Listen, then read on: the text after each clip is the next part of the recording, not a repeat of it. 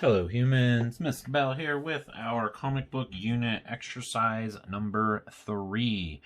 That's COMIC number 3. This one is going to be called Developing a Character. This is DEVELOPING, Developing a Character, CHARICTER. And today is October 8th. So I've already put out my frames. I want your pages to look very similar to this before you begin doing anything. And I want you to label them as well, just like I did. I want these to be filled with very different things, but I want the format of this particular page to be pretty much exactly like this. So that's the front, FRONT, first box. 4 evenly spaced, don't have to be exactly the same. But 4 evenly spaced boxes right there. So front, back, BACK, left, LEFT, and right, RIGHT. This is going to be of your character's face and kind of torso, kind of like we've been working on a little bit. For these 4, and then this one is full body, FULL, full body, BODY. And then right here, small detail and close up. That's small SMALL, detail DETAIL, and close up CLOSEUP. So I want you to label it like this, and I want these frames to be laid out pretty similar to how this is laid out. And then now, after you lay that out, this is a big step in this particular exercise. I want you to be mindful of this. When I write, I'm gonna show you, like, here's where I drew the word close up. You know, it doesn't look perfect, and I have really sloppy handwriting. So I'm gonna write here in the corner what my handwriting would look like if I just wrote this. You know, I have pretty messy handwriting. Yours might be a lot better, so doing these lettering might be a lot easier for you.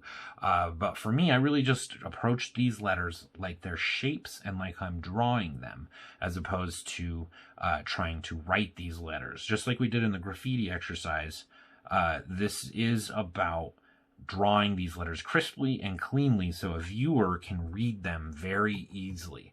If the letters get mixed up in a character's like speak bubbles or their thought bubbles, the viewer's is going to get lost. They're not going to be able to read it, and they're just not going to. It has to be really clear.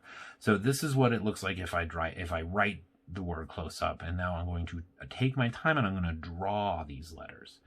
So C L O S, and then E,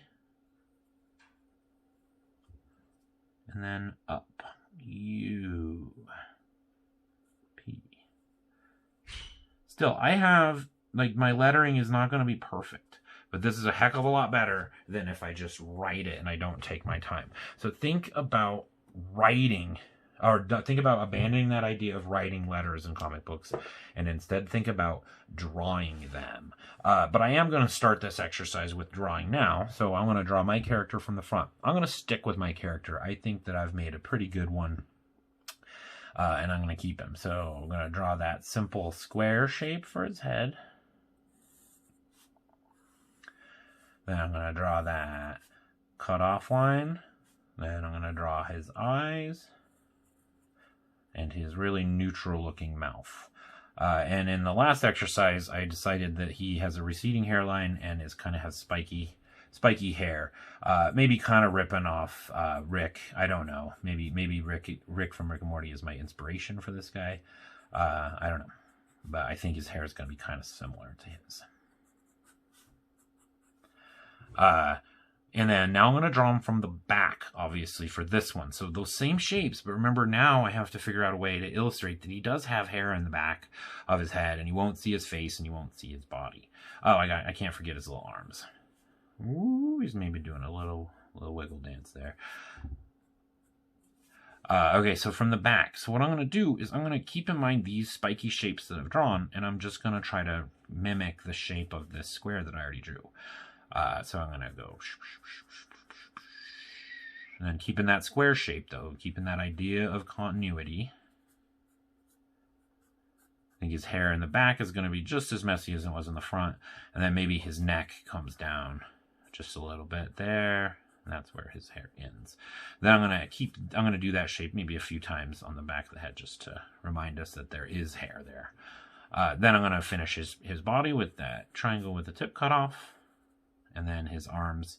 Since I keep drawing these arms in the front of him, like they're kind of coming out of that area instead of right on the side, I'm going to be really mindful of that in the back. I'm going to make sure that I don't let those arms go into his body, because I want them to appear like they're in the front of his body. So there he is from the back. And then from the left, remember he has a pretty good receding hairline, so I'm going to draw his forehead out like that. Boop, zoop. There's his derpy little neutral mouth. There's his eye. And then maybe this is where his hair starts.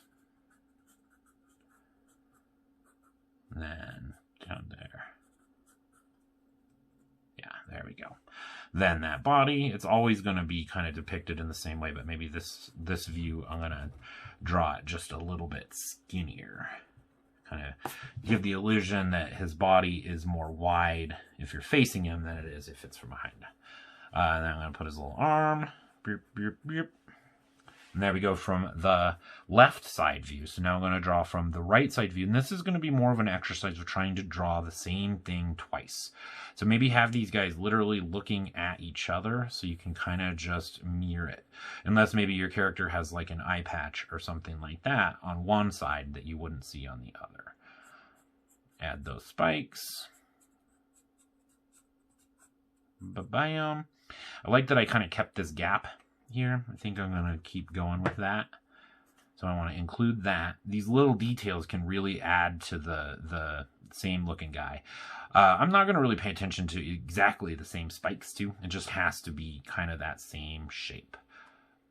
Going back to Calvin and Hobbes, my favorite comic strip, his hair is always spiky, but it's almost never spiky in the exact same way. Finish his body.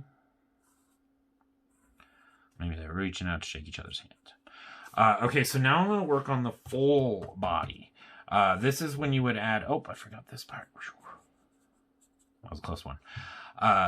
This is where you draw like all of the parts of your character.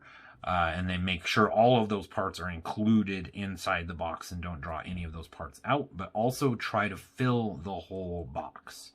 So I'm going to start up here. I think his head's going to be right around there. Bam, and I'm going to draw this just facing forward. Let's put his eye. Still keeping that real simple shape idea in mind as I proceed. Remember, if you're a person that wants to go with more of like an anime style, for example, or more complicated, real-looking style, you know, go nuts. Do that. That's above and beyond, and I love it when kids do that. So please do that. Make this your own. If you want to kind of stick with the simple shape idea, that's also fine. So notice too, when I try to do this, like in the front, I usually have it go all the way down there. So I'm going to continue that idea.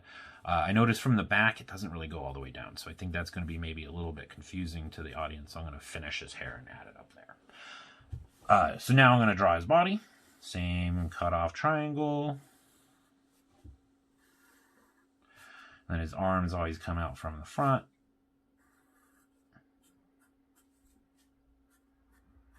Bam. And then his legs, I like that what it looks like, how it comes out like that. I feel like it makes him look a little extra derpy. And then that is where he, like his whole body. And then in this frame too, I want you to add just a tiny bit of context. Put him on maybe like a floor. And what is in the background? I want you to start thinking in this square, the very first moments of thinking about what the backgrounds are going to look like this. I'm going to keep that same idea of those real simple shapes. And I'm going to have a tree in the background that is just a circle and a trunk. Again, if you want to make a more complicated background, it's definitely going to add to it. Oftentimes in comic strips, you'll see that the character is pretty simple, but the backgrounds are actually pretty detailed.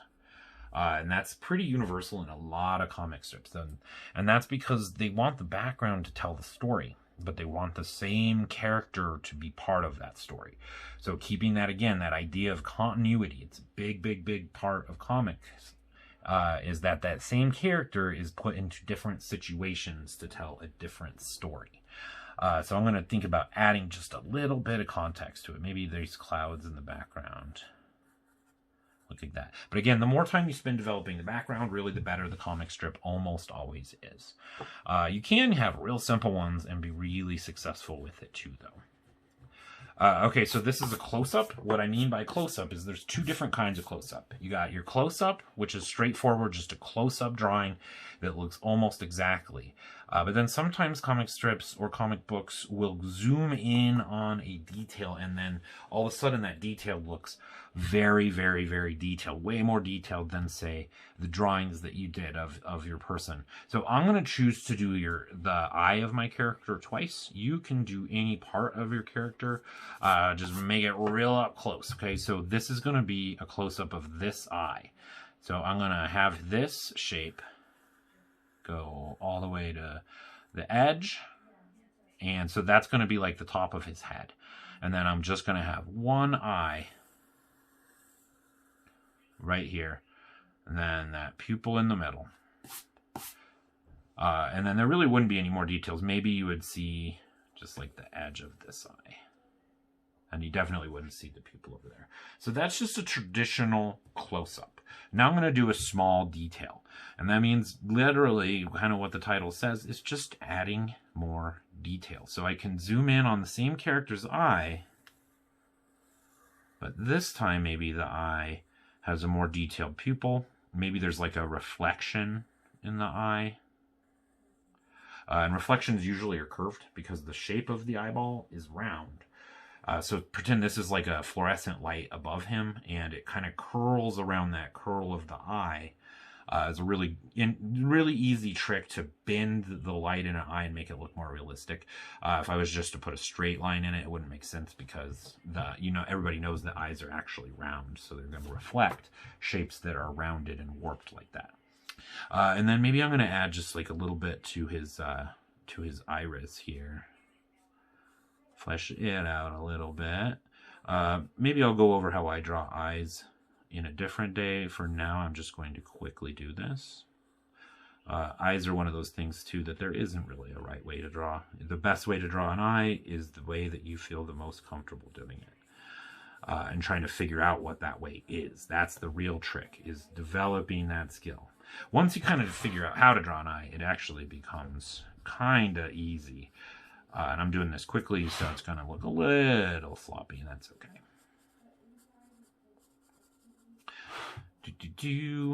Always pulling my pencil towards me when I shade. It's easier to control it that way. I usually try to stay away from drawing right to left. Finish this guy. And again, we're just using pencils for this too. Pretty soon, hopefully, we'll be able to grab some color pencils and start adding color to these bad boys. That said, black and white has its own certain type of power. So a real good close-up of that eye. And then maybe a detail that you don't ever see on him normally is that he does have maybe some eyebrows going on. Just little hints of it. So like small detail, again, it doesn't mean that it has to be like super detailed and look super realistic. What it means is just showing that there is some more detail to this character that maybe you don't see here. This is a technique that you can use to your advantage to like make the viewer focus on something. Maybe your character is holding an item and then you show a frame of a close-up of that item. Or maybe that item is sitting on a desk and then you show a close-up of it, and all of a sudden it makes a lot more sense and it makes that item or that person more part of the story. I'm going to add a little bit of a nose for him, why not? I don't really like this type of eye for this guy. I probably won't continue that, but it was good to do this experiment and know that, I think that working with just the simple close-up in this type of character drawing is going to work better for this particular design.